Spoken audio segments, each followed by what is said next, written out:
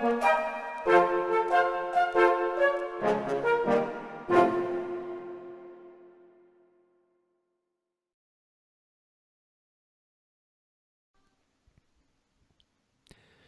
everybody, and welcome to Peaceful Anarchism on the Voluntary Virtues Network on theseedsofliberty.com and theconsciousresistance.com.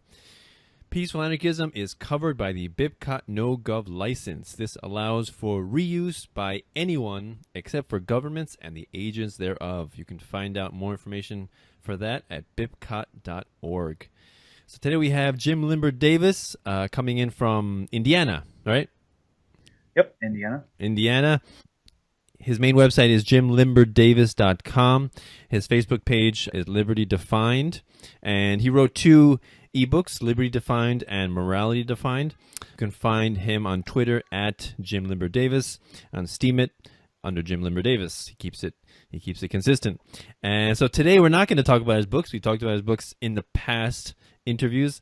Today we're going to delve into the murky waters of a philosophical conversation. We're going to talk about self-ownership, basic definitions, and how it can be applied to practical life, everyday situations. Why is it relevant? Why do we need to talk about it?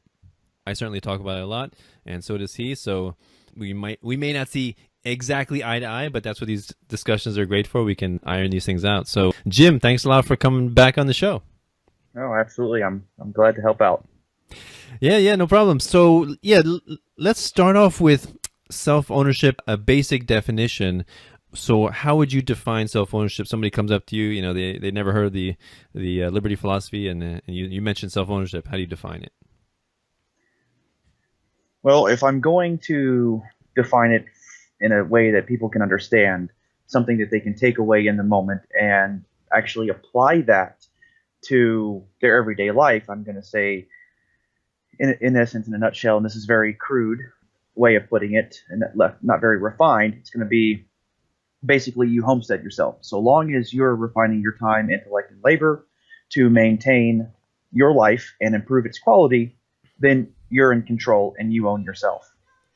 So in a nutshell, that's all it is. Yeah, so I remember you mentioning how, talking about a child, said that like you define the child as being the property of the parents, but right. Most people would look down on that definition like, what, parents own their children? No, it's not true. But you're like, and then the way you describe it, if I have it correct, you say over time the child, as they gain certain skills and independence, they gain more and more ownership over their lives until eventually they can become self-reliant, in which case they have full self-ownership. And, I wouldn't put it in those words, in those terms, but I would say pretty much the exact same thing, that we gain self-ownership slowly through the acquisition of various life skills and knowledge about the world. Being parents, the parents that we have, it's their duty, right, to protect us and to give us as much skills as possible, right? There's some skills they can't. You learn on your own or through experience or through reading books, things like that. And so, yeah, self-ownership, the way I would describe it, very basically put to, a layman, let's say on the street, would be that you are 100% responsible and accountable for your actions, right? So you cannot blame your actions on another person. Now, it's very interesting. Let me just explain a little bit of a recent example I had. I have a tough time with one family member. She's very emotional, and she got very angry at me, and she was even violent in the sense of breaking things, and then she wanted me to say sorry, right? But I wasn't getting violent, I wasn't getting emotional, and I wasn't getting angry. And I basically described self-ownership to her. I said, you have to understand that you are 100% responsible for your actions, just as I am 100% responsible for my actions, right? If somebody, let's say I go to a store and they say something that I didn't like, I don't have the right to destroy property, right? Like in the store, and then say that person offended me or insulted me with their words, right? So you are 100% responsible for your actions, right? So in the same way, you can never blame another person for the actions that you have committed, that you have taken, right? And one example with Walter Block, I remember listening to, where we say, like, if you take a gun and you kill someone, and they say, you're a murderer, you should go to jail, and then you say, no, I didn't kill him, the bullet killed him. But we understand that the gun is just a machine, right, an inanimate object, Mhm. and the whole reason that it shot was because we pulled the trigger. And why did we pull the trigger? Because our brain, our mind told our body pull the trigger, right? So ultimately, in that case, we're always responsible for action. So I don't know if that's a long convoluted, but that's my answer. Well, there's nothing wrong with that. It still works with practical application that I put forward. Like I said, what I put forward is very crude because there's some other things that need to be understood. But everything I base self ownership on, everything I base liberty on, everything morality that I talk about, is always going to be going back to those two books that I wrote. So what you relate, I think, still works very much so. I think the issue is going to be in getting into. So if I ask, what is the foundation of self-ownership, which I did a few weeks ago, and I put through a bunch of different social media groups, and I got a lot of answers. So just some of the answers I put through were, they asked me a rhetorical question. They said, what is the foundation of slavery? Well, it's the opposite. Or what is self-ownership? It's existing, or the same thing that morality is founded upon, property rights. Self-ownership is a property right, or you and you alone control your body. You have the greatest claim to it.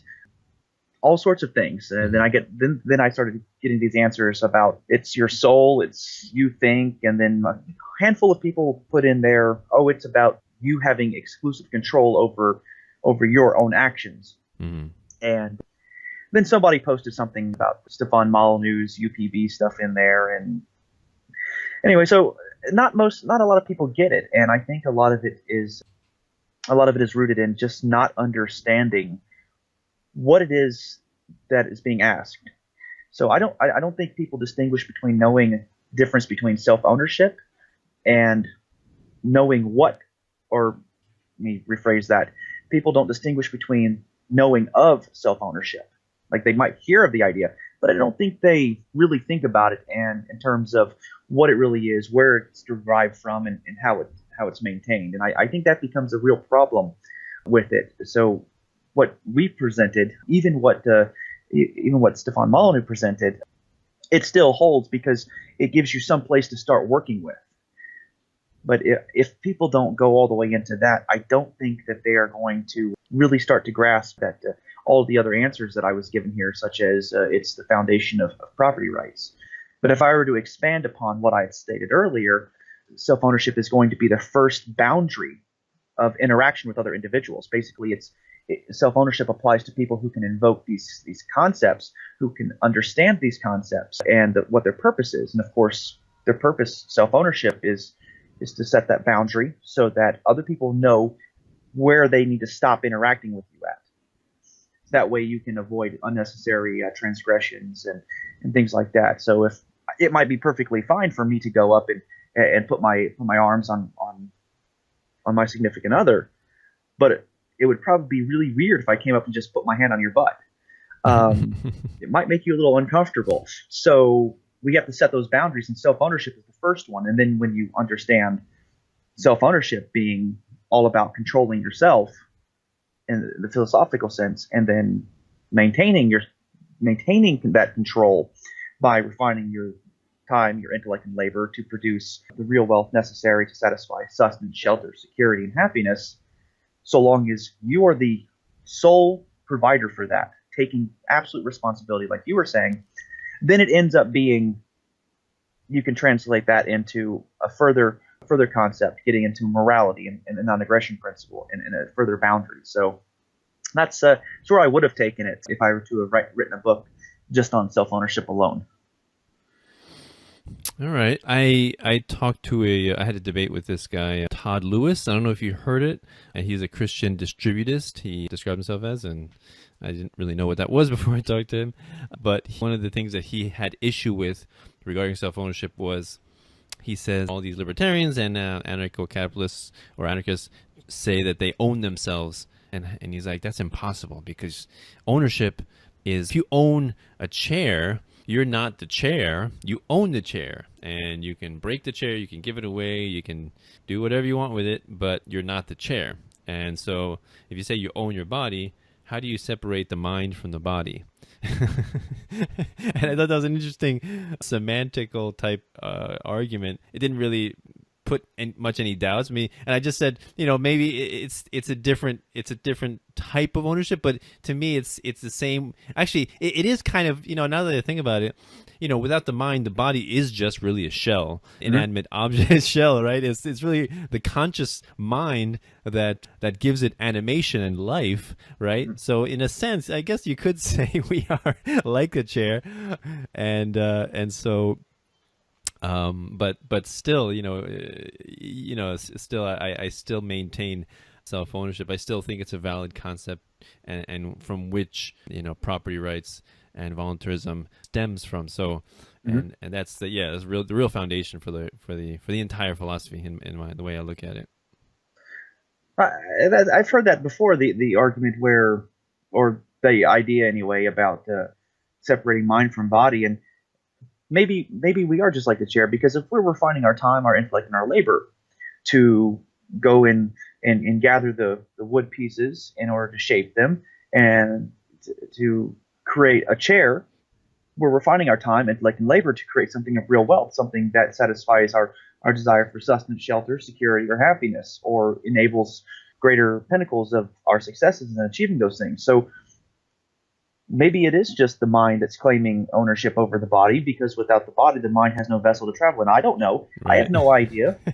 I'm not into the spiritual stuff. I mean, I celebrate Yuletide instead of Christmas. So, I mean, I don't know. I mean, if anybody wants to invoke the spiritual stuff, they're more than welcome to, but I try to steer away from that, because it's very difficult to prove or disprove something, or to use something that you can't prove or disprove exists or doesn't exist. And it's almost like it's a trap. I think, intellectually speaking, I'd rather stay away from that. But I think it would be fair to say that if we take care of our bodies, then okay, we are like the chair. Yeah, isn't that, when you said you can't disprove something, it's not falsifiable. I believe that's the term for that, where it's like if you tell somebody you have an invisible spider's on your head, and you say, where? You say, we can't see it. And you go to touch it. Well, you can't touch it either. And you say, well, I don't smell anything. You can't smell it either. How do you know it's there? Right. So isn't that what's called? It lacks falsifiability. Mm-hmm. I think that's right. Something, it's like a statement or something that's an inherent possibility, but you can't really prove it. Like you could say there's absolutely no pink and green unicorns or whatever in the world or in the universe, right. But unless you go to every single star system and turn over every single rock, right. It's really, I don't know, maybe something like that. I don't know. I don't like invoking those sorts of things there. I rather be able to show a clear, transparent path of thought progression, starting with the goal. So if you're going to invoke something, a concept in which it's going to be used to interact with other people or justify punishing other people, then the concept has to be clear.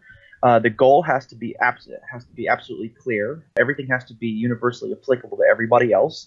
And I think with what we described as self-ownership to start with, I think that's universally applicable for everybody. So it'd be easy to say, okay, look, I own myself, you own yourself.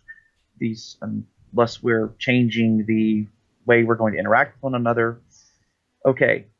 But to say that self-ownership just exists because some mystical being says it does, I don't know. I want to know why it does. I don't want to just accept it for what it is. And that's something that really gets to me, where a lot of people will say things like, it's self-ownership is axiomatic, it's self-evident, or it's just inherent. And then I ask them, I say, okay, well, why is it axiomatic and inherent and self-evident? And then I go and I'll look these words up, and okay, axiomatic, it means, according to dictionary.com, it'll say something like it's inherent or it's self-evident. Oh, okay, well, what do those words mean? It just exists because it exists in there, or it doesn't need proof of being in existence.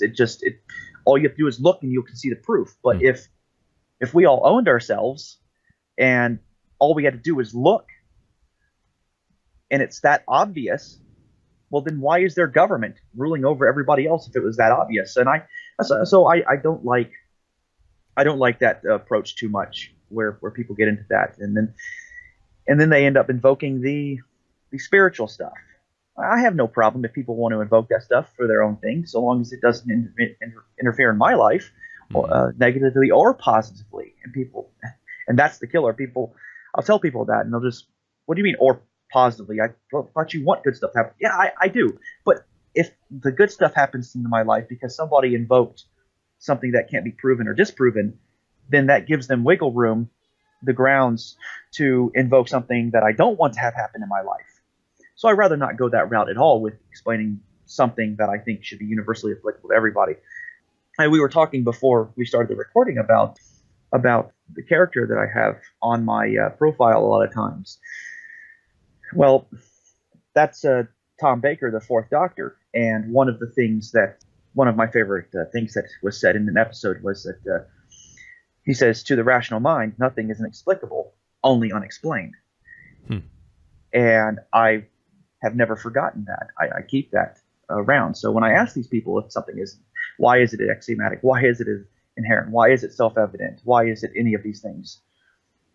Most of the time, people they either get mad and tell me to expletive off, or they go read a book, or they'll cite natural law, and then it's something that can't be proven, which is something that I'll get into on my own channels and pages about breaking that down. But yeah, no, having a clear goal, a transparent path of thought progression from the goal all the way to the means makes everything so much easier. I think that way, if you know what the goal is, then you can set parameters to invoke, in which case you can use those parameters to define your means. And if your means violate or don't work within the parameters that you create and end up being inconsistent with the goal, then you know what you have to do. You have to change the means. But if you don't have that clear foundation of what self-ownership is, then which then I will argue leads to the creation and enactment of morality, the non-aggression principle being the neutral base of that, leading to non-aggression as your neutral base, morality as your positive, and immorality as your negative, then you can't create a clearly defined set of parameters and means in order to employ. And then everybody starts doing all sorts of crazy stuff, like invoking a social contract, and then they start invoking government, and then everybody's in everybody's spaces, and then it's just hostility all around, and that's terrible. You remind me of a common scenario that people give to me when I talk about self-ownership and the possibility of a voluntary society, and they say, well, so you say everyone has self-ownership and everyone's 100% accountable and responsible for their lives. Well, what if a crazy person, like somebody who is obviously doesn't have control over their body, and they do some horrible things, they rob people, they kill people, what do you do with them? How do you treat them like a person that has 100% control? Do you punish them in the same way that if a regular person did those acts? And I'd like to tell people that these concepts are just that. They're concepts, they're principles, they're guidelines for life, and I think they're not intended to give a clear-cut black and white answer to every single possible human situation that we can find ourselves in. And it's kind of funny that statists often require that we do give them every single possible detail of how it would work, and yet so much of the reality goes, they're ignorant of so much of what goes on today. But they want to know, how would a voluntary society deal with somebody like that? And sometimes, I can give them my answer, but sometimes I like to say, you know what? I don't know. Let's figure it out. Maybe every situation is different. There's every crazy person. There's a different situation, different group of people. They react differently. They come up with their own solution. That's not a reason to support a monopoly on arbitration, right? And courts, right? Clearly not. So yeah. So I'm just curious as to your thoughts on that. I'm actually really excited you brought that up. I'll spare you all the details of all the things that I screamed at the wall in the shower while thinking about this earlier today. No, okay, so do you like watching television shows? Me. You ever watch any television shows? Have I mean, I anything like that? have, but not lately. Do you read? Do you read science fiction or fiction at all? No, I'm not. I do not like fiction. I'm more of a, a philosophy, Okay, we're done. economics. I'm out. I'm out. We're done. You don't read. That's one to the heart right there. That's one to the heart. I'm to, going. to me, the saying "reality is stranger than fiction." Like, I would rather spend the limited time and resources I have alive, knowing or trying to figure out, these kinds of things in reality than descend into the imagination of a person. But that's just me. Well, that's the That's great just part, me. though, because if you think about it, all of the stuff that's been science fiction once upon a time is now science reality. Right, And right. so, getting back to your question, so my partner and I, we've been watching Supernatural. We like to binge watch shows on various platforms, and Mhm, the most recent one we're watching is Supernatural. mhm, And so it actually plays right into your question because a lot of the shows revolve around demonic possessions, where a demon mhm, takes over an individual. So again, so you can see maybe where this is going, where the individual is no longer in control of their actions. But the moment the two main characters figure out what's going on, they have the good hunter, they have the bad hunter scenario. The good hunter being the younger brother, he's more compassionate. No, there's a person in there. We need to free the person. Once they realize that's what's going on, that's what they do. They free the person, and it doesn't matter whether it's a demonic possession or if it's some sort of virus or disease, like in the most recent episode we just watched, where there was this werewolf issue where it was causing the person in question to not be able to control their actions, and so they tried all sorts of other things. But it's going to be dependent on the context of the situation. So even if just because and what was that? There was I think it was Arthur C. Clarke or somebody said something about magic is just science we don't understand yet, or something like that.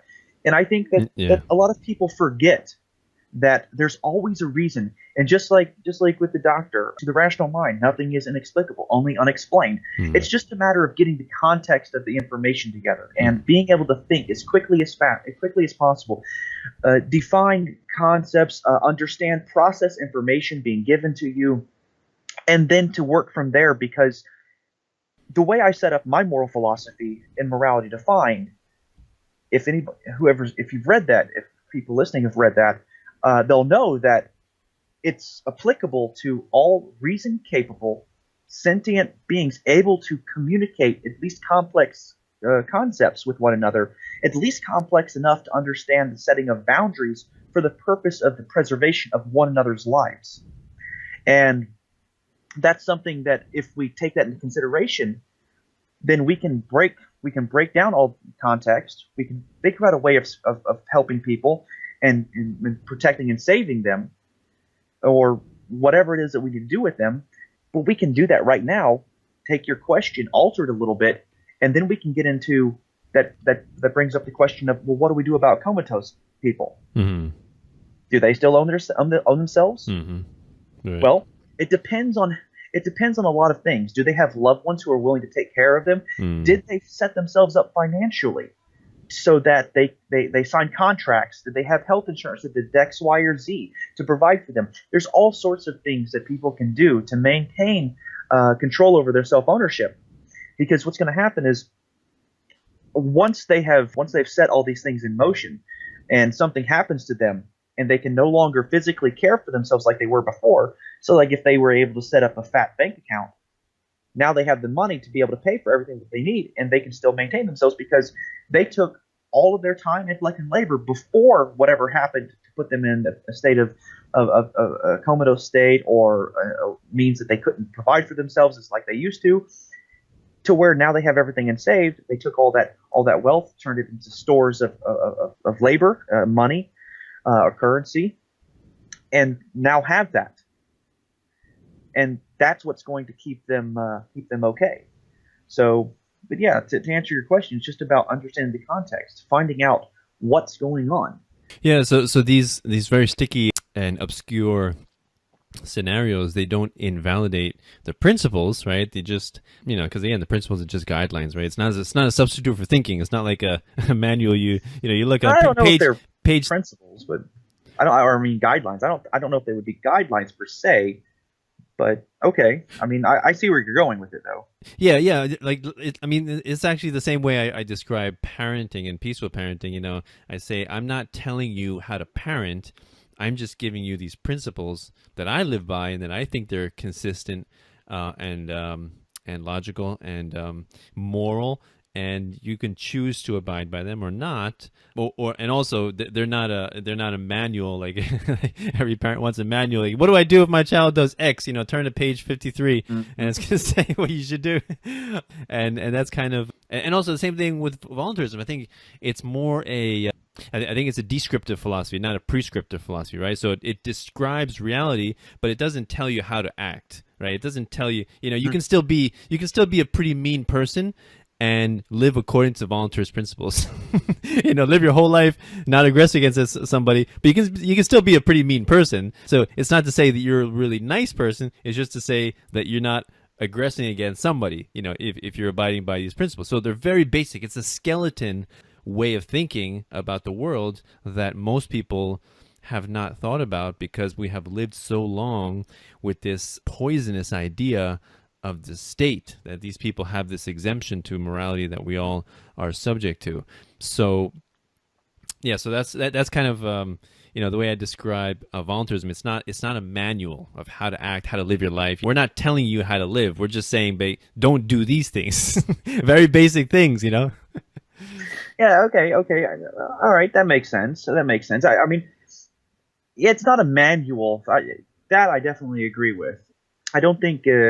I wouldn't say it's I wouldn't call it as loose as something as guidelines would come across, but I do understand the point. It makes sense because we all have a canvas to paint on. We all get a canvas. Some of us get a bigger canvas than others, depending on whatever genetic codes dealt us certain hands to play with or whatever. But how we paint that canvas is the difference. But you said something about people being mean and still living by the voluntary philosophy, and that's interesting. So that came up, that comes up a lot with people, and it's a very either or scenario, I think, where people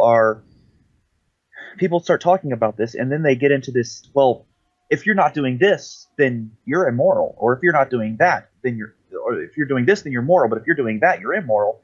And a lot of people take things to be mean or immoral when they're not really mean or immoral, they're just amoral. Right. Yeah. And I think it's very difficult to get people out of that mindset. I mean, everybody struggles with this because it's having to deprogram yourself from what you were taught as a kid. Unless you were lucky and you were one of Danilo's kids, you're not going to be, or my daughter, but she's 12 and sassy. So, but in order to break that programming, it's very difficult, and a lot of people get stuck in this either or concept, and that's the thing with the non-aggression principle. A lot of people start, well, how do you handle this? How do you handle that? I have this trouble with my partner sometimes, where she gets into the mindset of, well, we've got to do something about it. We got to save these people. We can't. And I tell her it's a really crappy world sometimes because people don't make the time to do what is absolutely necessary before they start with the hostilities. They don't make the time to sit down and talk and hash out ideas.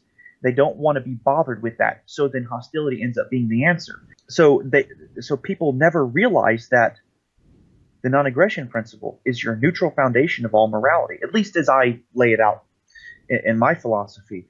And then anything that protects life but not necessarily promotes it ends up falling under the non-aggression, the neutral foundation there. And then comes all the bad stuff. So if you do something that intentionally is meant to hurt life, at least the life that this code is supposed to be applicable to, then it's immoral. But if you do anything to promote it, it's moral. And then you have morality is what all of these concepts are, but then you have it's moral, positive, then non-aggression, neutral, and then immoral is the negative. And I think a lot of people miss that middle point there, and everything ends up being that either or scenario, which is really difficult, especially when going all the way back to the self ownership. People are just, well, then somebody should help me pay my bills, or somebody should help me fend me off from these wolves, or somebody should help stop this robber. No, if you're gonna make somebody responsible for that, then you basically enslave them to helping other people. Society with that moral code then is enslaved to itself, because now they have to take care of everybody. And I don't think people have looked at that enough. I just don't think people have taken enough time for that. And then you brought up the owning your children, and this plays right into that, where how many resources does it take to raise a child? Lots of resources. So the child absolutely needs to be recognized as property of the parent, because mom and dad refined their time, intellect, and labor making the beast with two backs, somewhere, whether it was in the back of their car or in a cheap motel. They did that and brought us into the world. Then they were kind enough, in order to invest their time, intellect, and labor, to provide for us, to give us all these resources. Because I would argue, up until we're about possibly 4 to 8 years old, where most of us are going to be absolutely dependent on someone to take care of us. We can't do anything.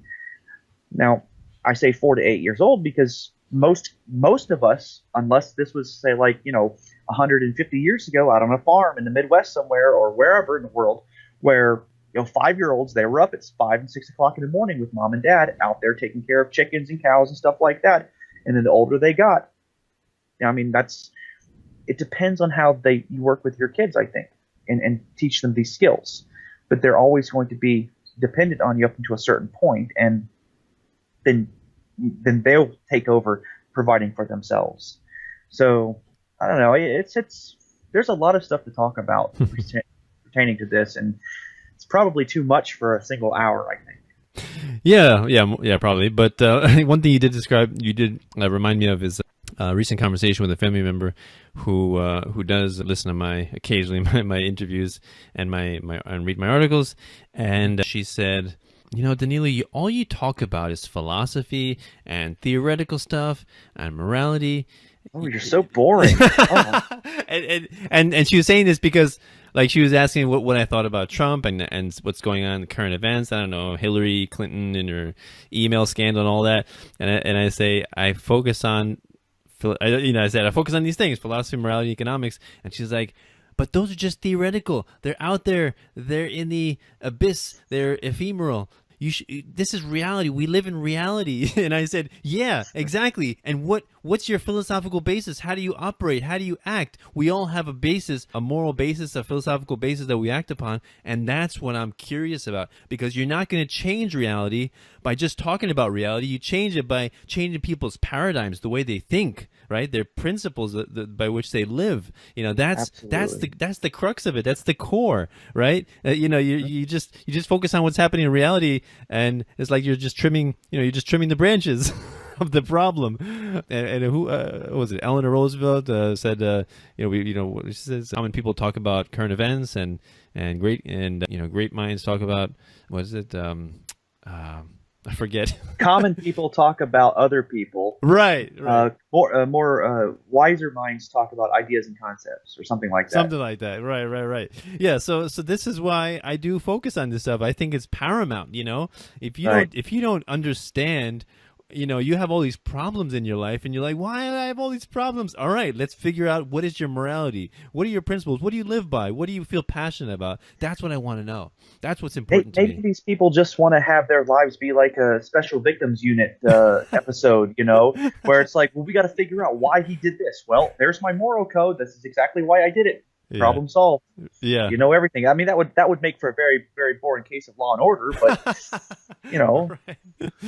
Right. So we're, I think what you and I are doing, what a lot of other people in the liberty movement, like Sterling Lujan, are doing, are really out to figuratively attack the root of the problem, right? Which is the philosophical and moral foundation that many Yes. people live by. And one other thing that you reminded me of when you talk about amoral actions is the thought experiment of if you're walking past a lake and you see somebody drowning and you keep going, is that an immoral act, right? And I think most people would say, yes, that's an immoral act, right? And we would say, no, that's amoral. You don't have any obligation to act, right? Or if you see somebody being mugged, do you have an obligation to intervene? Not necessarily, right? You're not being immoral. You are being kind of, let's say you have time in the day and you could do something. You're being a kind of a jerk if you don't try to help, but you're not really being an immoral person, being that you could be punished. Immorality Right. being theft, assault, rape, and murder, you could be punished for walking by. No, that would be ridiculous. Yeah, well, I lay that case out. The same scenario, just in my book, I lay it out, but I do it with a stranded motorist on the side of the road instead of someone drowning. Less dramatic, but okay, we'll go with the dramatic part. So if honestly, if I were to stop and jump into the lake, is it really going to be, oh my God, thank you, you saved me, or is it going to be like Will Smith's Hancock movie where it's like, ma'am, is it okay? May I touch you to get you out of harm's way? Like, you don't know. I mean, you Right. don't have time to talk to these people. Of course, in the moment, the person's probably going to be like, oh my God, save me. Yeah. But what do I get in return for spending and refining my time, my intellect, and my labor to swim out into this lake? What if it's 3 miles out? Right. What if it's just a few feet out? What do I get? This person would be indebted to me for whatever we agree upon. Mm-hmm. But most people would say, no, you sick expletive, you don't get anything. It's your moral obligation. Oh, whoa, whoa, whoa, whoa, whoa. You just enslaved me to go around being a superhero. Right. Now, if that's the case, then by that logic, law enforcement should do this without getting paid.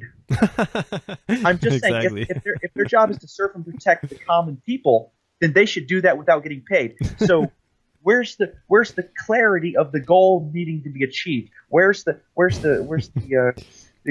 parameters set in order to which to derive a means in order to achieve that goal? Where is that? Mm-hmm. And this is it's crazy that people don't understand this. So I've been a trainer and a teacher for a long time. I've been teaching stuff since I was 16 and 17 years old.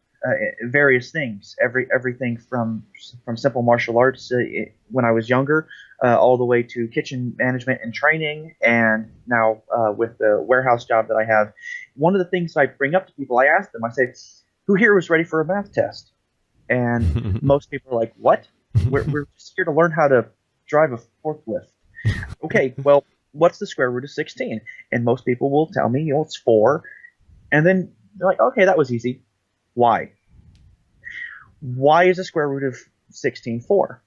And then if you don't understand the foundation of the multiplication division used to make that so, then you have an issue. It's easy to punch numbers into a calculator, but if you don't understand the process, we have an issue. It's like, okay, so how many people learned multiplication and division? How many people learned that by memorizing the facts? Or did the teacher stop and tell you, like, well, if you have 3 times 6, and you're going to get 18 out of that, how many people understand that it's 3 groups of 6 singles, that you can break those 6 singles apart and count them up and get your answer? How many people understand that? Then how many people understand? And I'll ask these people, I'll say, well, what do you need to know before multiplication and division? And this, okay, addition and subtraction. Well, how many people understand that multiplication and division is just a faster way to add and subtract much bigger quantities? How many people understand that? And then how many people, I will ask them, I say, well, why do we add and subtract? Well, what I will say, what do you need to know before you add and subtract? And they'll say, okay, counting. Okay, so what do we need to know before counting? Your numbers, how to label your numbers. Now, this seems very simple to a lot of people and pretty absurd, but here's where it gets really interesting. Why do we label quantities? Why do we do that? It's all about organization. Why do we organize? To control. And we need to control certain things in order to do what? Maintain and improve the quality of our lives. Why is this? Why does this make sense? And why does this apply to pretty much everything that we do? because it's about maintaining and improving the quality of our lives, whether it be the purpose of going the speed limit on certain roads, whether it be using 3 points of contact when climbing up and down ladders, whether it be using a seatbelt, what's the purpose of a seatbelt, or setting out your moral foundation or your moral code with a clear goal and a transparent path of thought progression from how you're going to get from where you're at now to achieve that goal. And a lot of people don't understand to break that down. So then when you go all the way back to the self-ownership issue, people are just like, well, it's just inherent. It's like, nope, I need more than that. I want to understand. And that probably just got way off the topic, but no problem. Yeah. So you mentioned that, that you're not satisfied with that answer, that it's self-evident, that it's natural law, that it's inherent. So I don't know if you did say, did you say what are you looking to hear? Like what is your idea that would satisfy that question, that instead of saying self-evident or natural law? Well, natural law is something that, like I said, I was going to get into, and I'm going to actually break that down and why I disagree with the majority of what natural law is being promoted out there at another time. But natural law, and most of the time, seems to invoke something that cannot be proven or disproven. Usually, it resides on something like some spiritual thing. Oh, right. Okay. If anybody's going to invoke that, then basically you're invoking obedience to something that we can't prove or disprove, which then gives somebody who has a real silver tongue the ability to control the masses. And when people don't understand how to break down concepts, like I did with understanding the importance of mathematics, then it becomes a problem. Inherent, self-evident, axiomatic. I'm not satisfied with those mainly because it says an axiom would be something like it's a self-evident truth that requires no proof. Well, or a universally accepted principle. Okay, well, if it's a self-evident truth that requires no proof, why doesn't it require proof? What's the purpose? Well, the purpose ends up being something along the lines of because this God said so, or that's just the way things are. But if it ends up being something that's universally accepted, well, we own ourselves, but we don't own ourselves. How is it that if we can own ourselves, but we don't fully own ourselves because a majority of people can come in and just say, give us this money, we're going to collectively pool resources to create infrastructure and education, whether you like it or not. You don't have kids, don't care, put your money in the pot. I mean, there's so much room there, that so much inconsistency. So if I own myself, who has the right to come to me and say, you have to do this? So majority, there's no clarity in the foundation of where that comes from, which is why I like the idea that you presented, because it meshes really well with what I said, which is probably somebody's going to come up with, oh, that's some sort of logical fallacy, I'm sure. But if we can prove, if we say, okay, well, I'm responsible for all of my actions. I refine my time, my intellect, and labor for it. Okay, now we have the homesteading example. We have the homesteading method here. Okay, at least I'm not infringing upon anybody else's ability to not do this for themselves. And I'm definitely not saying somebody else has to come up and do something for me. I'm doing everything for myself. So that's I want that. I want everything to be perfectly clear. I don't want to leave any room open for interpretation where somebody can come in and sneak in and play linguistical ninja tricks with the way things work. And that's really what's happened with the federal government in the last 150 years since Lincoln's immoral and absolutely unnecessary war. Yeah, yes. So one thing that you reminded me of was another way to describe voluntarism, besides the self-ownership and property rights and non-aggression. Another way was, well, don't hit and don't steal. There's a basic way to describe voluntarism. And then another even more vague way than that is to say, do what you want and accept the consequences.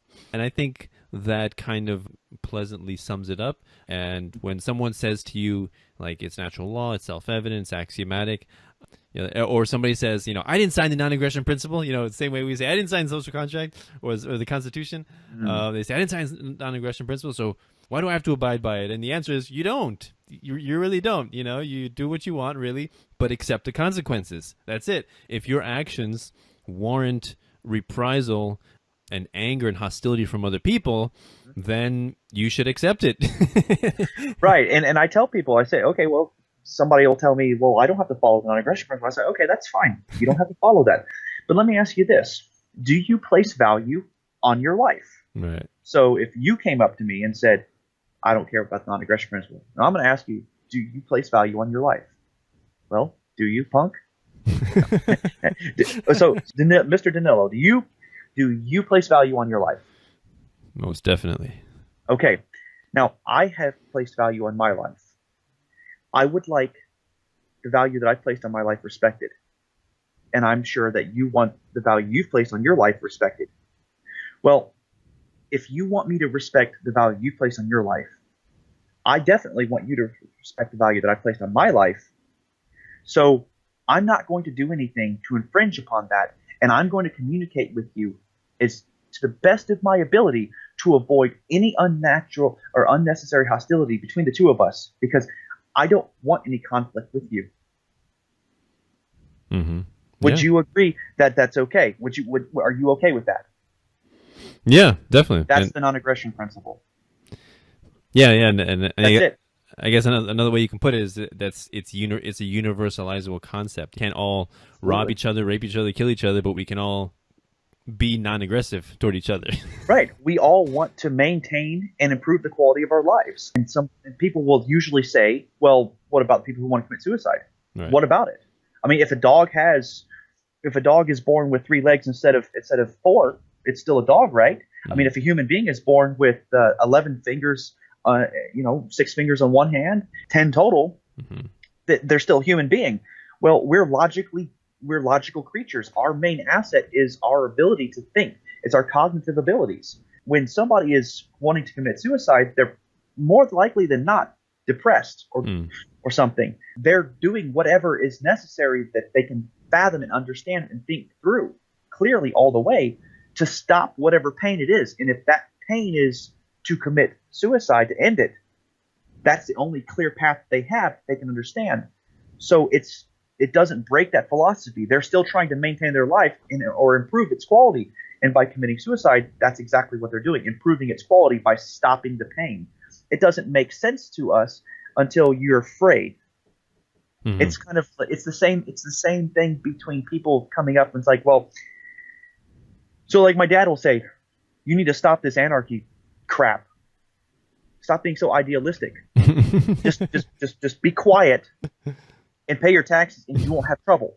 Wait a minute. So he knows that the government has a problem, mm-hmm. but he doesn't want to stand up and address the actual issue there, which is the violence inherent in the system. It's the unspoken violence that's always the underlying violence that's always there, because if we don't obey, they pull the gun on us and take us to jail, mm-hmm. if we're lucky. And that's something that everybody wants to maintain their lives. Everybody wants that. People are going to end up abiding by the non-aggression principle regardless, unless they're in some state of duress or despair. Mm-hmm. Yeah. It's very interesting when people say, call anarchists, utopian, idealistic, or even worse, you're a threat to society. The supreme irony is the state is calling the anarchist a threat to society. Yeah, I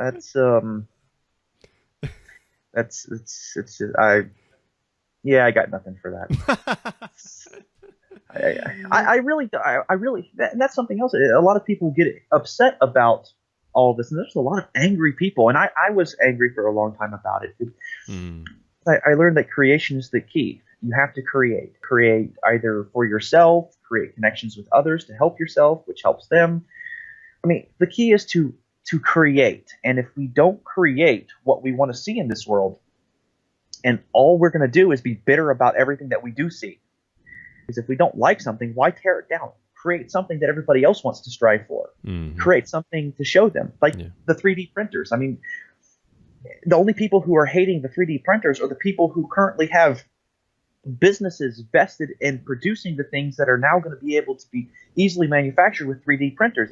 It's just going to be. I think you mentioned this the other day on one of your programs where you said something about, or maybe it was an older one, about the horse and buggy carriages and stuff like that, going striking against the automobile makers, putting up wanting laws and regulations, or maybe yours was the candle makers and the electric light bulbs and stuff like that. I don't know it, but same concept, yeah. Right, why be afraid of this sort of stuff here? Because it's just going to improve the quality of our lives. So what? We stop working and doing and earning a living doing whatever we're doing. The threat is not making our lives easier.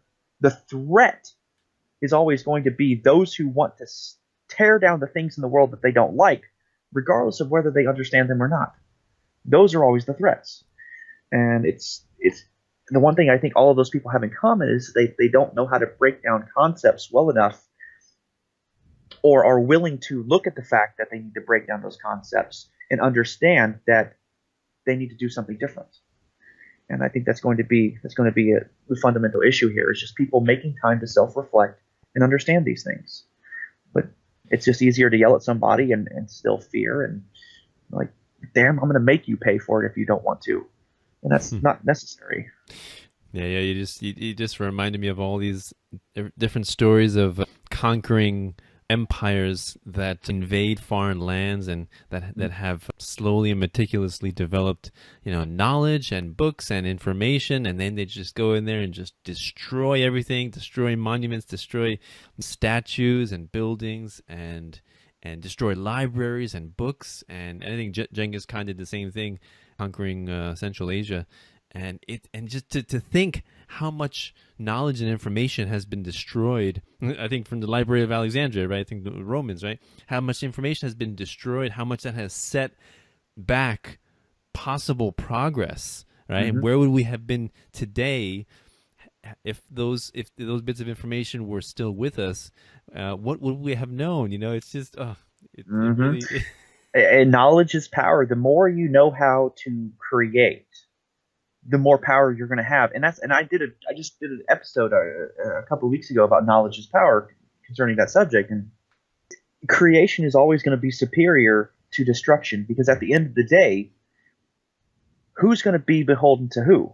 Who's going to have to look to somebody else when there's nothing left to confiscate, when there's nothing left to consume, when there's nothing left to destroy? Who then is the master? The person or the individual who understands how to create what everybody else wants. That's always going to be the case. And when we have the ability to create, whoever is able to create and supply the demand that everybody has, that's going to change. That's going to change the name of the game for everything. And they're going to have the power. They're going to have the loyalty. They're going to have the followers, not the people who are raising the sword or the truncheon or pointing a gun. And I think too many people are quick to raise a sword instead of push a plow.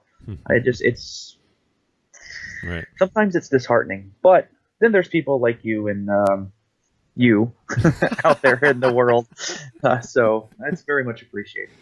Yeah, thank you. I definitely appreciate what you're doing as well. And yeah, it really, like to think that there's this idea that's taught in history books, especially in government school history books, of let's say Alexander the Great. He cleared the pathways, he opened trade routes, he merged these two civilizations, he brought about trade. Look what he did. He unified this. And like we look at the Eurozone, right? They're unified. And I remember learning about Hitler, watching a documentary about him, and they were saying that if he had won World War II, and he was invading all these countries, Poland, different countries, and he had consolidated those countries and he created a huge German empire, we would be reading how he's such a wonderful thing, how he's such a wonderful person, akin to Alexander the Great. But no, he lost. Therefore, he's the enemy. And so it's the idea of this guy, this guy Dan Carlin. He makes a hardcore history podcast, and he talks about these conquerors in history, and he calls them historical arsonists, where he says there's that civilizations become decadent and desiccated and dry, and they need somebody, this one spark, this one conqueror who comes along and just adds a little spark, and it raises everything to the ground and allows for new fresh shoots of another civilization. And I don't know. I don't know if I buy that. It's Yeah, I don't. defending the pillage and rape and murder of millions of people because you think that their civilization is decadent. Yeah. Yeah, no, I don't like that.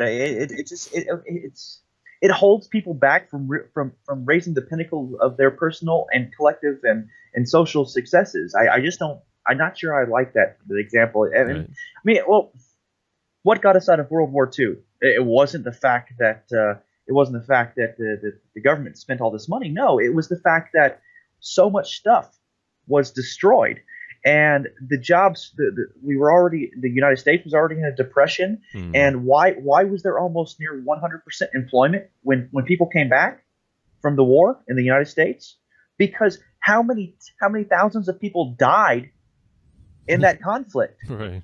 That's why there was Right. near 100% employment, because there were not enough people to Right. fill the jobs that were left vacant because they went and picked up a rifle to Hmm. go shoot somebody in some faraway land that they had never met before. Yeah. That's why there was that. That's why people have this illusion about destroying stuff creates jobs. I mean, my God, I mean, Japan just had another earthquake or whatever it was, and if they had, I haven't heard anything recently about it, but I mean, if a city gets leveled over there, that's not going to create and change anything. It's just going to mean they're going to have to rebuild what they already had. It's a loss. It's a massive loss of real wealth that Hmm. would satisfy their need for sustenance and shelter and security, and just hold them back. It's not what we see; it's what we don't see. Hmm. And if we can't see the fact that all the what ifs all those people could create if they didn't have to recreate everything that was once there, we're just holding ourselves back. So I don't know. I don't know if I agree with that fellow's assessment. Like, just raise everything and start over. Right. Yeah. Yeah. Yeah. Seems a little leftist. Yeah, I mean, I'm he's a very interesting historian. He does awesome podcasts, but yeah, he does have a little bit of a status bent to it. But yeah, so it is good start food for somewhere, food. right? Say again. We all start somewhere, right? Right, it's food for thought. But yeah, wonderful conversation, Jim. We will continue this again. I think for our next talk, we're thinking about talking about peace and why focusing on that and encouraging that is important. So we will looking forward to that conversation. So yeah, before we go, please plug your websites and how people can reach you if they want to follow your work. Oh, well, thank you. I run jimlimberdavis.com. I post all of my work there. You can find me on YouTube. Just look for Jim Limber Davis. I do also a audio program, Liberty and Morality Defined Presents. You can find me on Facebook at Liberty Defined, and also at Jim Limber Davis. And then I'm also on Steemit at Jim Limber Davis, and on Twitter as well. So if you have questions, comments, concerns, just hit me up on any of those locations there. I don't serve food, so don't ask for snacks. Food for thought. That's what we say. Ah, More important nourishment. But yeah, please follow his work. He's doing some great stuff. He posts on my page, adds some wonderful value. I think he does a lot of work and a lot of great work. So we gotta support each other in the especially as content creators. It's not easy. We don't make real currency off of this as much as we would like, but we do it because we have a burning, smoldering passion to spread freedom, liberty, and voluntarism throughout the land. We want to take over the world to leave you alone, right? I don't know if I want to take over the world. I just kind of want to be left alone. Right. Right. It's funny. But yeah, so if anybody wants to help me out, you can do so through Patreon or Bitcoin and PayPal also. Links are below. Patreon.com/peaceful-anarchism. If you to help me out, if you really find value in what I do, please support me. $1 show is all I ask. For interviewing fascinating people like Jim here, to encourage me to continue doing more of these. As you know, we all respond to incentives. We are capitalists in the end, and so free time is never really free, right? It always comes at an opportunity cost. We are sacrificing what we could have done to do this, and so monetary compensation is always appreciated and encouraged. Thanks a lot, Jim, for coming on the Absolutely. show. Really appreciate it. So this is Peaceful Anarchism on the Voluntary Virtues Network, and theseedsofliberty.com and theconsciousresistance.com. Wishing all of you have a wonderful day. Take care. Bye.